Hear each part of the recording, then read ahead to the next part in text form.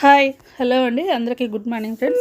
ఈరోజు అయితే బీట్రూట్ తాలింపు అయితే చేసుకుందాం. చాలా సింపుల్గా అయితే అయిపోయింది డిష్ అనేది.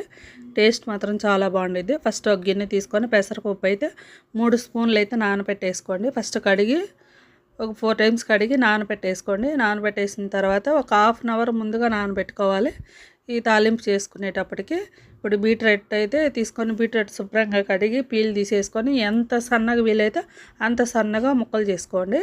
ఇప్పుడైతే కారం అయితే ప్రిపేర్ చేసుకోవాలి. కారం అయితే 1.5 స్పూను, జీలకర్ర, ఎండు కొబ్బరి, వెల్లుల్లి ఇవి కూడా కారం చేసి పక్కకు పెట్టేసుకోండి. స్టవ్ మీద బాండీ పెట్టేసుకొని 2 టేబుల్ స్పూన్ అండి ఆయిల్ అయితే వేసుకుంటున్నాను. ఆయిల్ కాస్త తక్కువే వేసుకుంటున్నాను.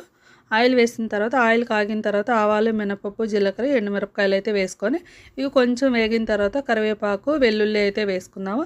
ఇవి కొంచెం వేగిన తర్వాత బీట్రూట్ అయితే వేసుకుందాము. బీట్రూట్, పెసరపప్పు, పసుపు, సాల్ట్ కూడా వేసుకోవాలి. సాల్ట్ అయితే చూసి అయితే వేసుకోండి, తక్కువ వేసుకోవాలి.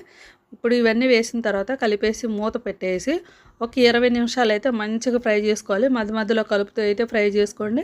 దీంట్లో వాటర్ అసలు ఏం వేయని అవసరం లేదు. బాగా ఉడికిన తర్వాత కారం అయితే వేసుకుందాము. చూసారు కదా పెసరపప్పు అయితే మెత్తగా ఉడికిపోయింది.